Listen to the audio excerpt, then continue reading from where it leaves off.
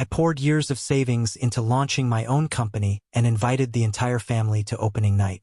Not a single one came. They bailed for my brother's housewarming. While I swept confetti in a silent office, I read Mom's text. So shameless it made my stomach turn. Can you imagine pouring a decade of your life into a dream, finally making it real, only to stand alone in your brand new, confetti-strewn office while your own family celebrates someone else? That night, surrounded by untouched food and silent champagne, a bitter truth twisted in my gut. They hadn't just forgotten me. They had deliberately chosen to leave me behind. I was 29, and that office, man, it was my entire world. Every single detail, from the sleek glass walls to the fancy espresso machine in the kitchen, was a piece of me. It was supposed to be the grand opening of my company, a culmination, a huge turning point after nearly 10 years of relentless grind. But instead of laughter and congratulations, all I heard was the echo of my own footsteps. The catering trays sat full, except for the lonely plate I ate just to make it seem like someone enjoyed it. My name's Alex, and honestly, for as long as I can breathe, I've been the rock, the peacemaker, the one who always showed up. Birthdays, emergencies, even lending money when it meant I'd be eating ramen for a month. I was there. My younger brother, Ethan, though, he was always the golden child. Everything he did, no matter how chaotic, was spun as ambitious, charming. Just Ethan being Ethan. When he dropped out of college after 2 semesters to find himself, Mom and Dad proudly announced he was an entrepreneur. When he burned through 3 jobs in a year, they'd just say he hadn't found his passion yet. Meanwhile, I quietly put myself through school, worked double shifts at a warehouse, and lived in a studio apartment that barely fit a bed and a desk. Every single dollar I saved, every late night, every sacrifice, it all went toward this dream. Not some side hustle or a passion project, but a real, legal, registered company with employees and a physical office space. Something that would last. So, when I finally signed the lease and opened those doors, I genuinely thought my family would be bursting with pride. I sent out digital invites weeks in advance, even printed a few physical ones for Mom and Dad because, they'd always claim they never saw the email. I arranged for champagne, music, a little speech to thank everyone who'd supported me. At 6 p.m., I stood by the entrance in my one good suit, heart thumping, waiting for the first familiar face. At 6:15, I told myself they were just running late. At 7, I kept refreshing my phone. Nothing. No calls, no texts. No, we're on our way. By 8, I quietly told the caterer they could pack up the leftovers. I didn't cry. I just sat at one of the desks, sipping warm champagne from a plastic flute, staring at the empty lobby. The room echoed with every sound. All I could think was, after everything I've done for them, they couldn't even bother to show up for one night. Then my phone buzzed. It was a photo in the family group chat. Ethan and my parents, standing in front of a brand new barbecue grill, laughing, holding drinks. The caption read, "Housewarming success." I stared at it for a long, long time. No, sorry, we couldn't make it. No, congratulations, Alex. Nothing. Just a casual broadcast that they had all chosen Ethan's housewarming over my grand opening, without a second thought. I couldn't reply. My stomach twisted, but part of me wasn't even surprised. I cleaned up the last of the decorations, turned off the lights, and went home. The next morning, I woke up to a text from Mom. It read, "We need to talk about profits. Your brother says he deserves a cut." I just sat there, staring at the screen, my coffee going cold. A cut of what? Ethan hadn't invested a cent, hadn't lifted a finger, hadn't even shown up to the launch. My company hadn't made a single dollar yet. But suddenly, Ethan was entitled to part of it. I didn't answer right away. I just felt this wave of exhaustion, not just from the night before, but from years of being taken for granted. I could already picture the conversation. Mom insisting family comes first. Dad saying Ethan needs this more than I do. Ethan probably sending me a list of reasons why his contribution, whatever that was, justified a percentage. And for the first time in a long time, I felt something in me harden. That text wasn't just a request. It was a warning shot, and I had a choice. Roll over like I always did, or do something different this time. I put my phone down, poured myself another coffee, and started thinking. And that's when I realized, maybe for the first time in my life, that I wasn't as powerless as they thought I was. I didn't reply to Mom's text that day, or the next. Instead, I watched the group chat light up with more photos of Ethan's housewarming, more inside jokes I wasn't part of. Each one just added fuel to the quiet fire building in my chest. By the end of the week, Mom sent another message. "Alex, answer your phone. This is important." I did answer eventually, and what I said next made her go completely silent. When I finally picked up, Mom launched into her usual routine. "No, hello. No, how are you?" Just a clipped, "Alex, we've been trying to reach you for days." I stayed quiet for a beat longer than usual, just long enough for her to notice. "What's going on?" she pressed, as if I was the one acting strangely. "You're asking me about profits," I said slowly, choosing each word carefully. "But not one of you showed up to my company's launch." There was a pause, a long one. I pictured her standing in her kitchen, hand on her hip, already annoyed at being challenged. "Alex," she finally said in that patient but condescending tone she used when I was a kid. "You know how important Ethan's housewarming was. Everyone was there. It wouldn't have been right to split up the family over one night." "One night," I repeated. My voice came out flatter than I expected. "This wasn't a dinner party. This was my business launch. Something I've worked toward for years." She sighed like I was the one being dramatic. "You're overreacting. Ethan is just starting his life with Emily, and you'll have plenty of other events. Now, about the profits." I actually laughed at that, a sharp, humorless sound that made her go silent for a second. "Profits? Mom, I haven't even finished onboarding my first clients yet. There are no profits." "Well, Ethan was saying that since he inspired you to start the company, he should get some sort of founder's share, or at least a family discount since he wants to use your services for his own projects." That stopped me cold. "Inspired me?" I asked, incredulous. "Mom, I've been planning this since college. Ethan didn't even know what I was working on until last month." She kept talking, completely ignoring my point. "Look, your brother is trying to build his life. You're single. You don't have kids. You can afford to be generous. Think of this as helping the family." Helping the family. That line again. I told her I had to go and hung up before she could say anything else. That was the moment I realized this wasn't going to blow over. My parents didn't see my company as mine.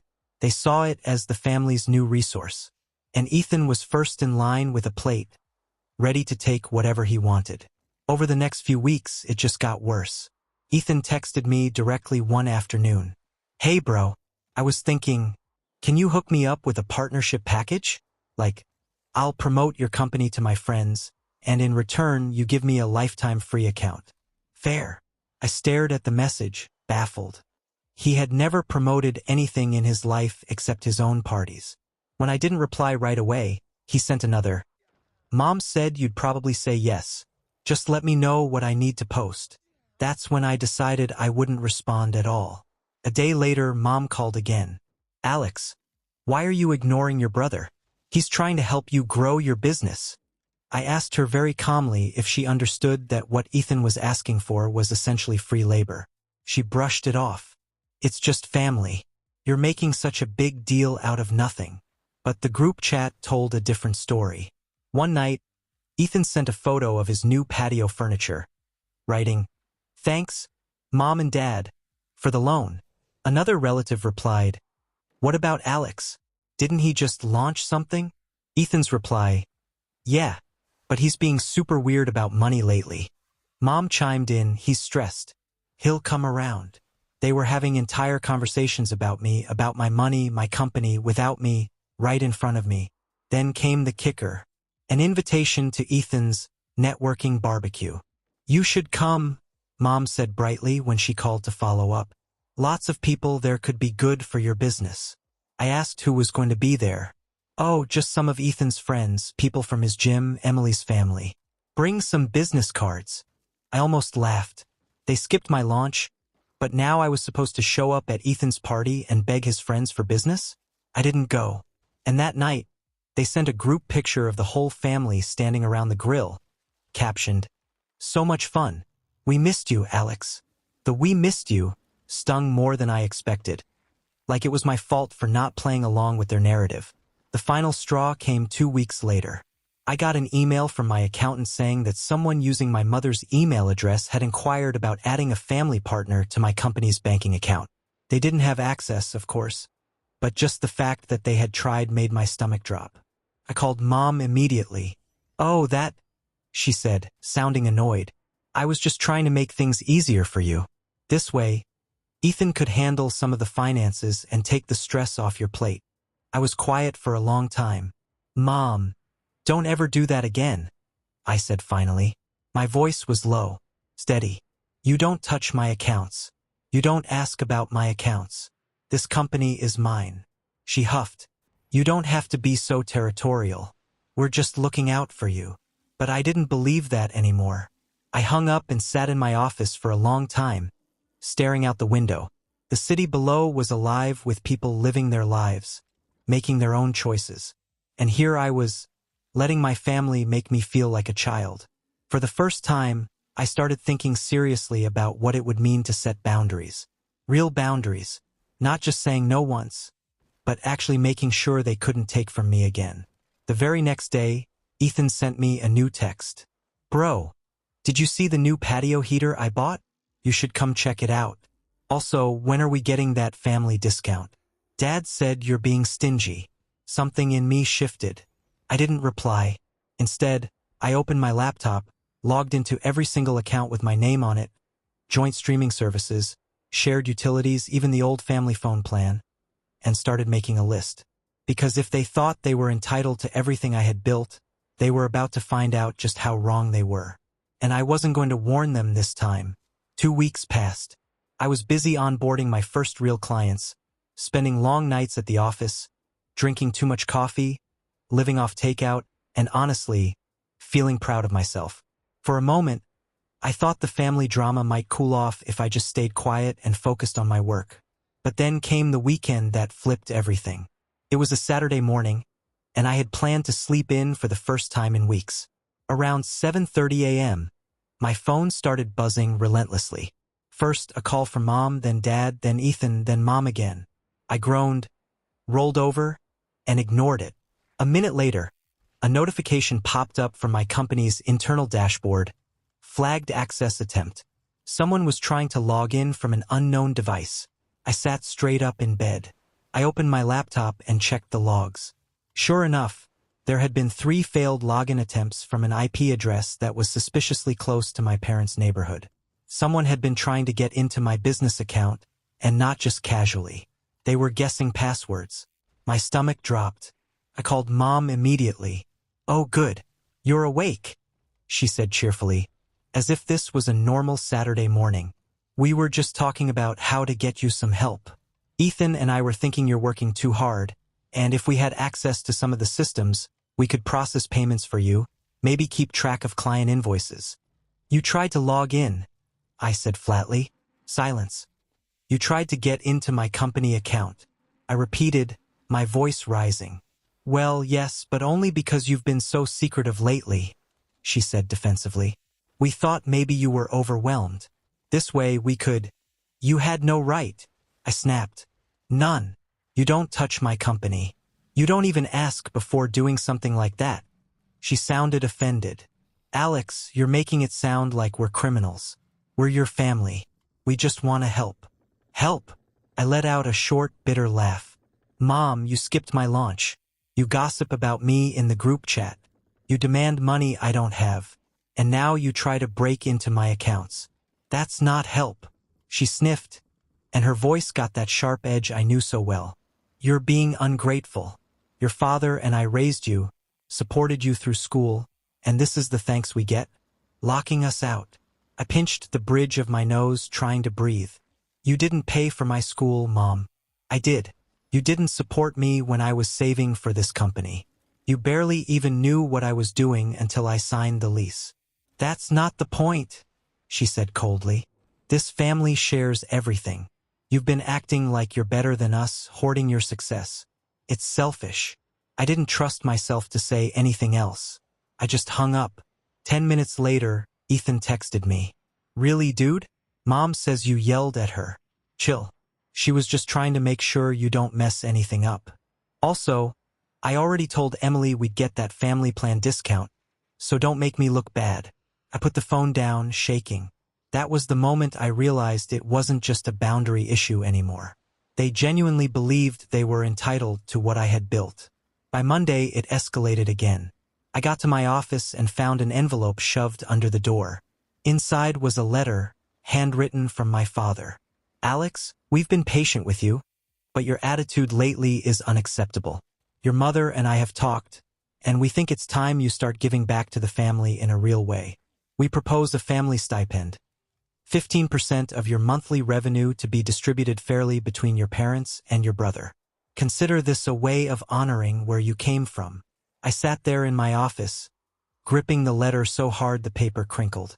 My father, the man who hadn't even bothered to attend the most important night of my career, was now formally requesting a cut of my revenue, not profits, revenue before expenses, before salaries. It was so absurd I almost laughed, but the laugh caught in my throat because I knew they were serious. That night I didn't sleep. I lay awake staring at the ceiling, thinking about every time I had bailed Ethan out of trouble. The time I covered his rent when he blew his paycheck on a business opportunity. The time I co-signed a loan so he could buy a car, only for him to miss 3 payments and tank my credit score. The time Mom called me crying because Ethan had gotten into a fight at a bar and needed money for legal fees. Every single time I had shown up. And this was how they repaid me. By trying to worm their way into my livelihood before it had even had a chance to grow. The next weekend was the final nail in the coffin. I was out with a friend grabbing lunch when I got a notification that my company's office alarm had been triggered. My stomach lurched. I rushed back to the building and found my brother standing outside the office door, fiddling with the keypad. "What are you doing?" I demanded, my voice echoing in the hallway. He jumped, looking guilty for half a second before plastering on a grin. "Relax, man. Mom said you wouldn't mind if I grabbed a few things. I told Emily I'd show her around your office." "You tried to break in?" I said, my voice cold. "It's not breaking in if it's family," he said with a shrug, as if that was the most reasonable thing in the world.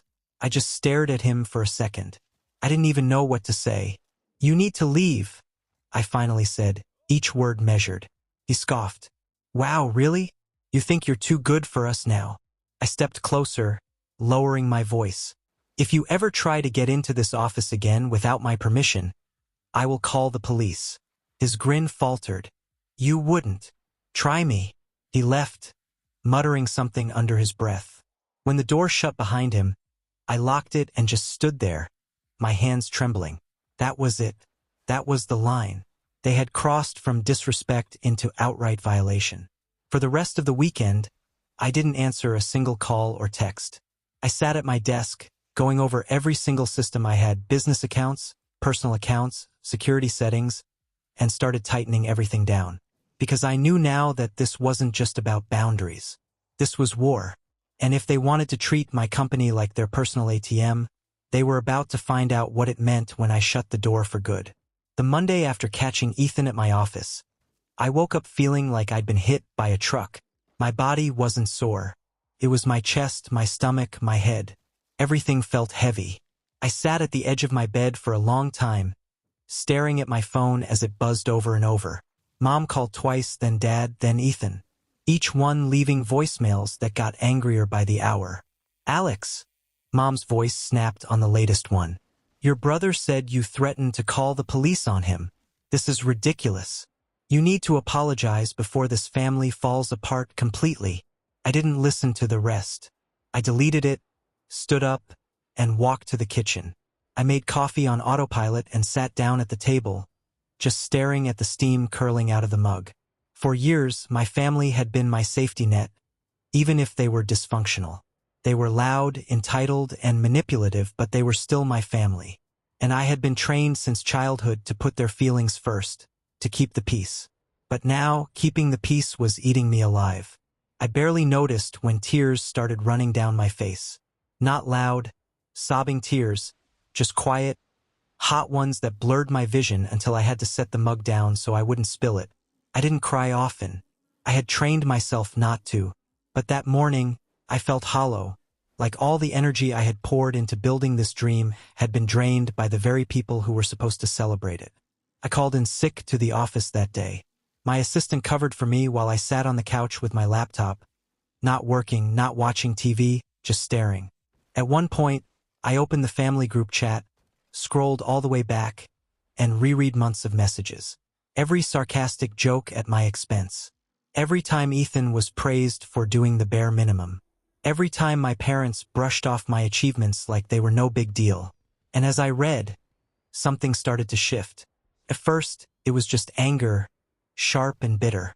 But underneath the anger, there was this deep ache. I had bent over backwards to earn their approval, to make them proud, and it was never enough. By the end of the day, I had made a decision. I wasn't going to try anymore. The next few weeks were brutal. I started avoiding family events entirely. If Mom called, I let it go to voicemail. If Dad texted, I ignored it. I worked later hours, sometimes sleeping at the office, just so I wouldn't have to deal with seeing them. But the silence didn't make them go away. Instead, they doubled down. Mom showed up at my apartment one afternoon, knocking on the door like she owned the place. When I opened it a crack, she immediately started in. "Alex, this is childish. You can't keep cutting us out just because you're upset. Your brother is hurt. He was only trying to help." "Trying to help by breaking into my office?" I asked, my voice tired.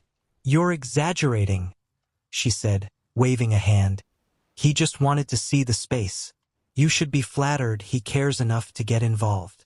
I stared at her, and for the first time, I didn't feel the familiar pull of guilt, just distance. "I'm busy," I said, and shut the door before she could respond. I leaned against it, heart pounding, but also feeling something strange, a flicker of relief. The next weekend, I skipped a big family dinner that had been on the calendar for months. Mom sent me 20 texts in a row. Everything from guilt trips, "Your grandmother was asking about you," to anger, "You're embarrassing us by not showing up," to veiled threats, "If you keep this up, don't expect us to support you when things get tough." I didn't reply to any of them, but the silence came with a price. Work got harder. I was exhausted all the time, my mind constantly replaying arguments that hadn't even happened yet. I stopped sleeping through the night. I'd wake up at 3 a.m. in a cold sweat, thinking about Ethan, standing at my office door, smirking like it was all a game. I was irritable with my employees, short with friends, even clumsy with small tasks. One night, I stayed at the office until dawn, just running numbers, terrified that I'd miss something critical and the whole business would collapse. And my family would swoop in and say, "See, this is why you needed us." But little by little, something else started forming under all that fear and exhaustion. Clarity. One Friday night, I sat in my office with a notepad and just started writing.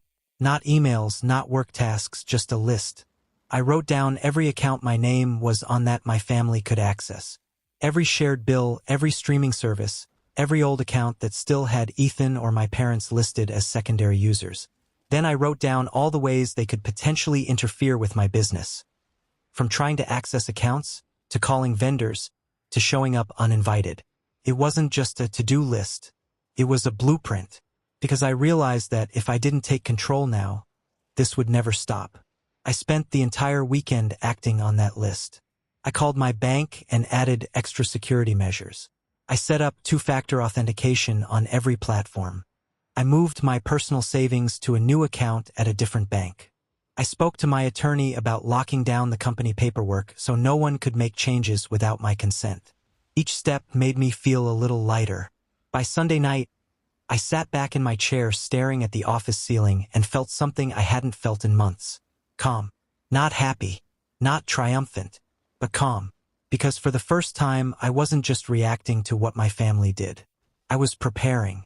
And deep down, I knew this was only the beginning. Whatever came next, I was going to be ready. And this time, they wouldn't see it coming. It's strange how much lighter the world feels when you finally stop begging for someone else's approval. After that weekend of locking things down, something in me shifted.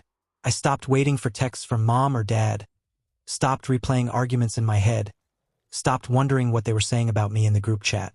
Instead, I started focusing on what I could control and what I could build. The next Monday, I came into the office before sunrise. The city was quiet, still waking up, and for the first time in months, I felt excited to be there. I made a fresh pot of coffee, sat down with my notebook, and mapped out the next 3 months of company growth. My first few clients were small, but word of mouth was spreading. One referral led to another, and soon I had meetings lined up with bigger players, the kind of contracts that could stabilize the company's finances for a whole year. And without the constant background noise of my family pulling at me, I was sharper, more focused. One by one, the deals started closing.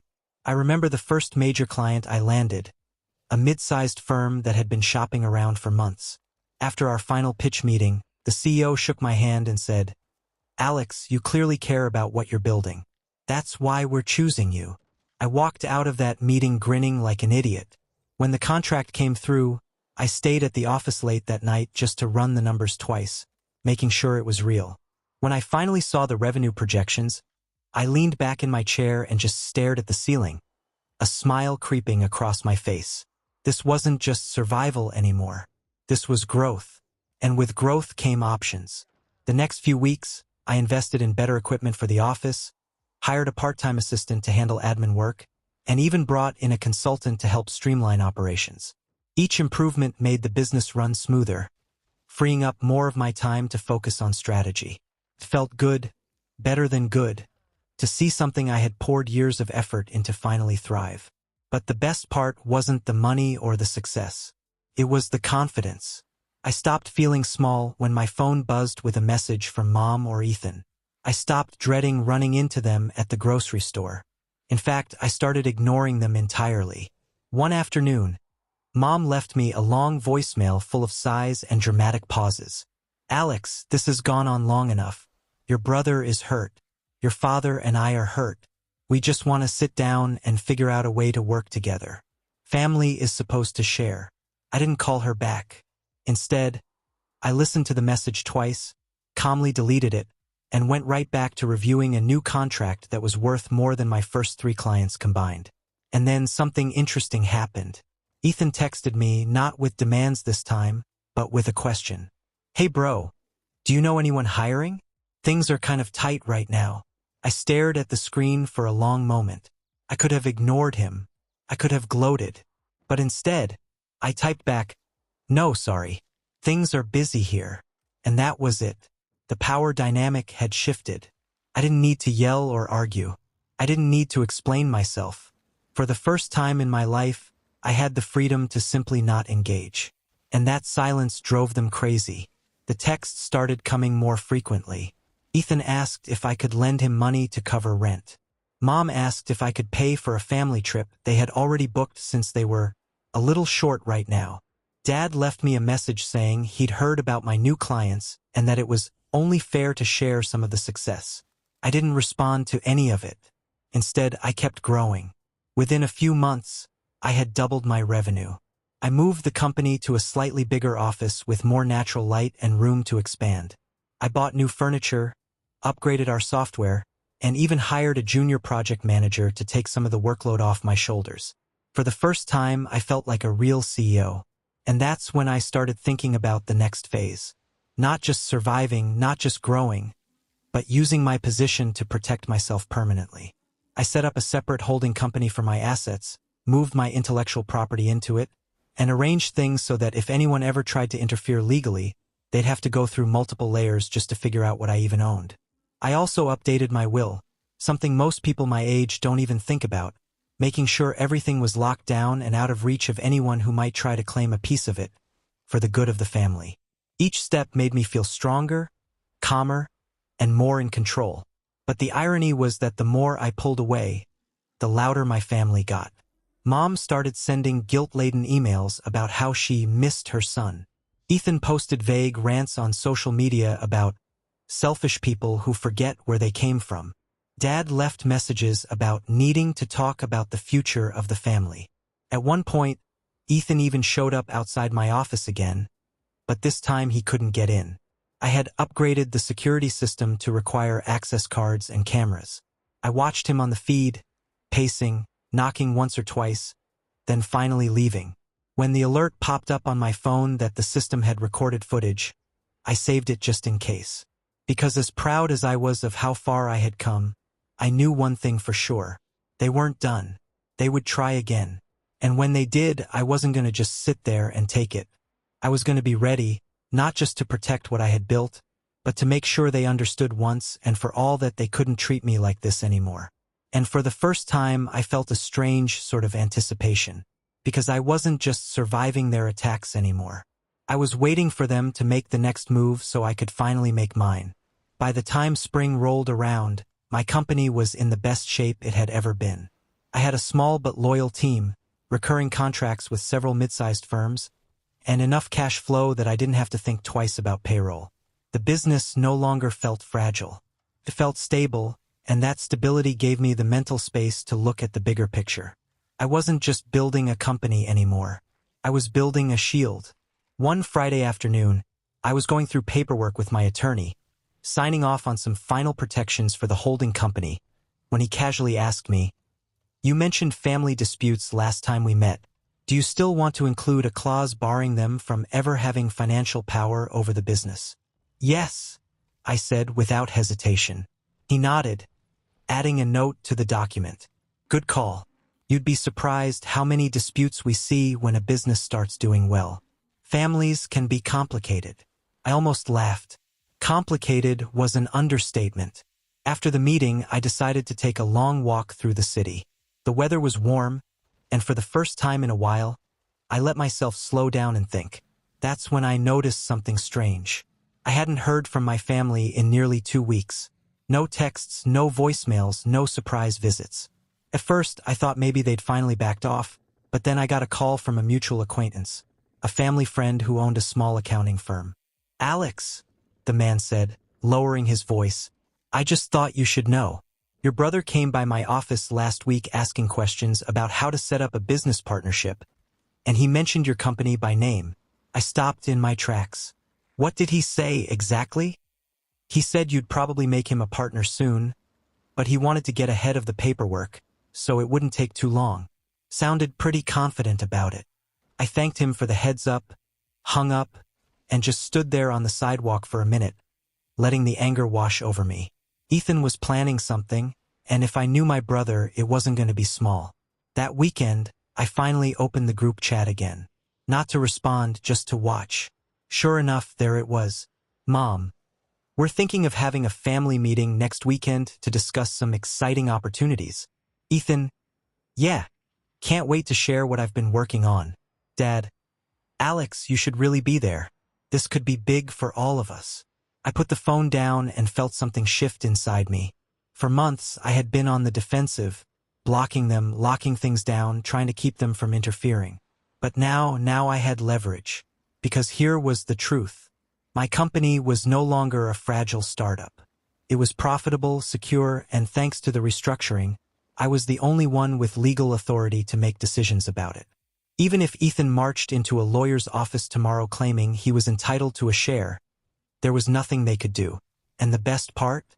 They didn't know that yet. That night, I sat at my desk with a legal pad and started writing. Not just notes this time, plans. I listed every point of contact I still had with my family, every account they could benefit from, every small tie they still had to my life. Then I listed ways to sever each one slowly, strategically, without warning. I also started looking at my company through a new lens. Not just as my livelihood, but as my fortress. What would it take to make it completely unassailable? I upgraded the security system again, this time with biometric access. I had my lawyer draft a document formally excluding any family members from ever being granted shares or voting rights. I even spoke to a PR contact about what would happen if someone tried to drag my company into a public dispute and how we could get ahead of the story. Piece by piece, I was building an environment where my family couldn't touch me.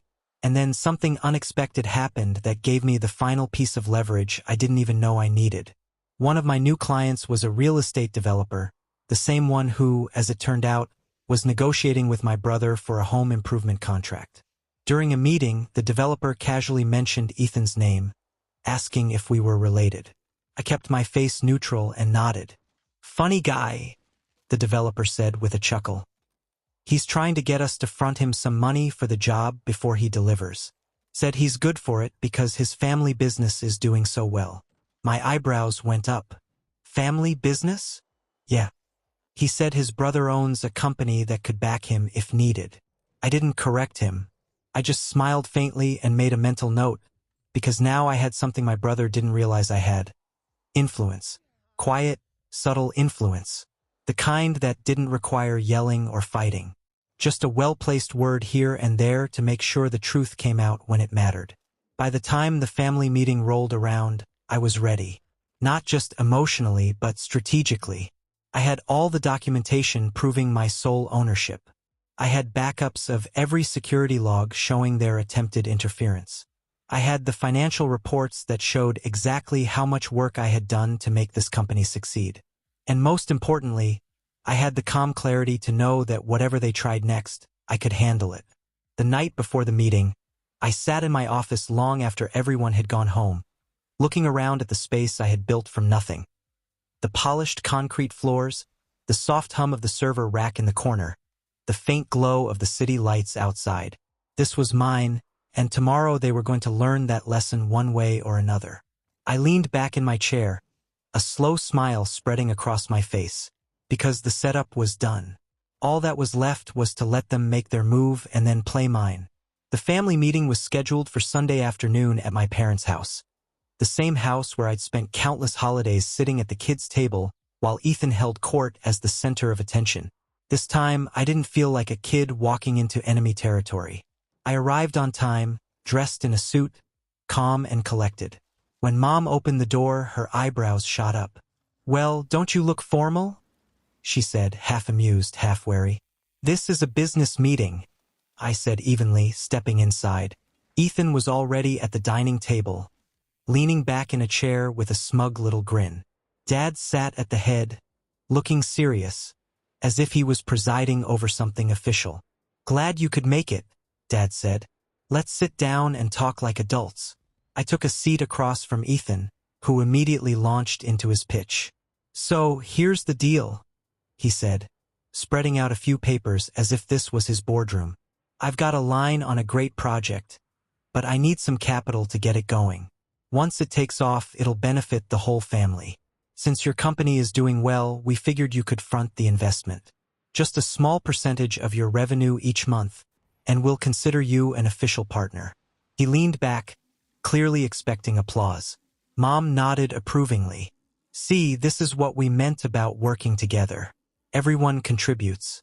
Everyone wins." I let them talk for a few more minutes, just listening. My hands folded on the table. When they finally stopped, waiting for me to agree, I slid a folder across the table. "What's this?" Dad asked. "Documentation," I said calmly. "My company's operating agreement, ownership records, financials. Everything showing that I am the sole founder, shareholder, and decision-maker. And before you ask, no, there will be no partnership, no revenue sharing, no family stipend. This company is mine, legally and permanently." Ethan frowned. "Whoa, what's with the lawyer talk? We're family. You don't have to make it so official." "Yes," I said evenly. "I do. Because the last time we had a casual understanding, someone tried to access my accounts without permission. Someone tried to get into my office. And someone sent me a letter demanding 15% of my revenue, as if it was their right." Mom bristled. "That was your father's idea." "I have it in writing," I interrupted, my voice firm but quiet. "And if anything like that happens again, I won't hesitate to involve law enforcement." The room went silent. For a long moment, all I heard was the faint ticking of the wall clock. "You wouldn't," Dad said finally, his voice low. "I would," I said simply. "I have security footage, logs, emails, and a lawyer who's fully briefed. This isn't a threat, it's a boundary. You don't cross it again." Ethan snorted, trying to play it off. "You think you're so big now, huh? Just because you're making money?" I smiled. Not cruelly, just calmly.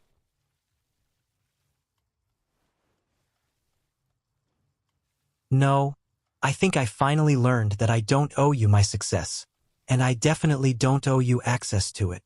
Before they could respond, I reached into my bag and pulled out a stack of papers. Termination notices for every shared account and bill that still had my name on it. These, I said, placing them on the table, are the last ties between my finances and this family. Phone plan, streaming accounts, insurance policies, all canceled or transferred. Effective immediately.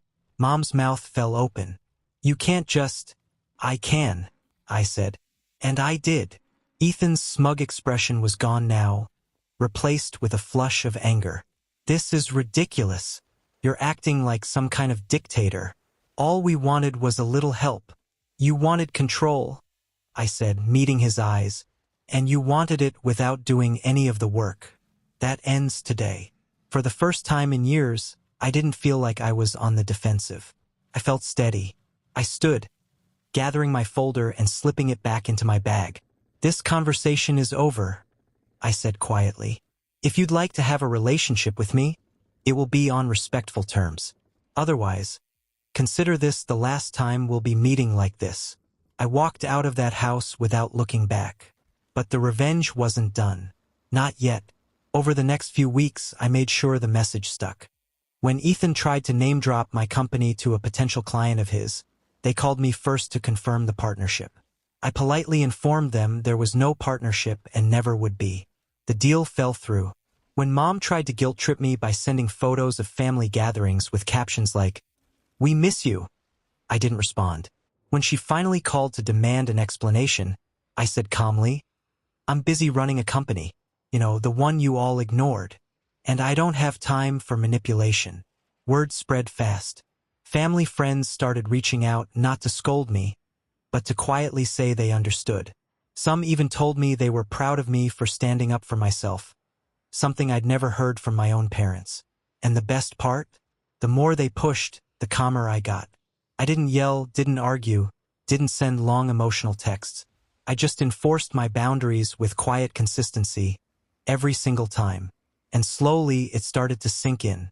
The calls became less frequent. The messages grew shorter. The demands stopped entirely.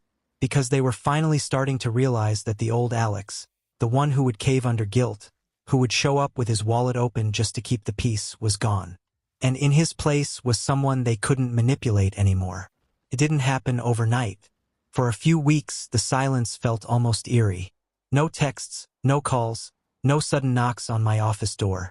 I thought maybe they'd finally gotten the message, but then the fallout hit. One Friday morning, I was reviewing quarterly projections when my phone rang. It was a number I didn't recognize, one of Ethan's contractors.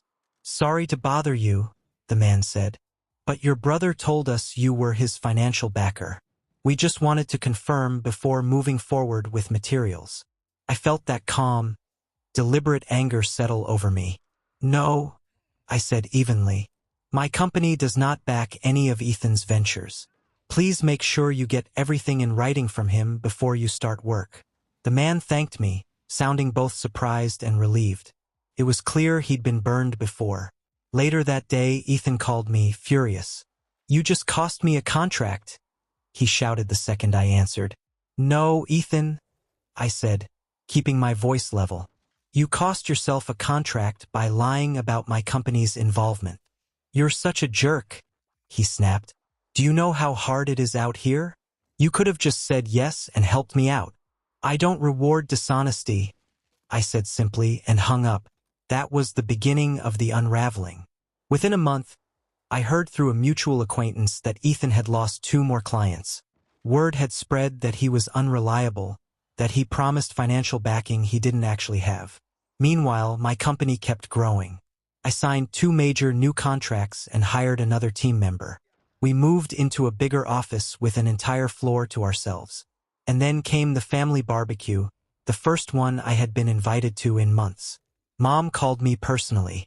"Alex," she said, her tone unusually soft, "we'd really like you to come.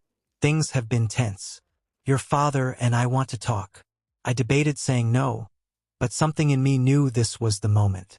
When I arrived, the atmosphere was strained. Ethan sat at the picnic table, sullen, picking at his plate. Dad looked tired. Mom looked like she had rehearsed a speech. "Alex," she began, "we just want to put all this behind us. Family is more important than money." I almost laughed, but I kept my expression calm.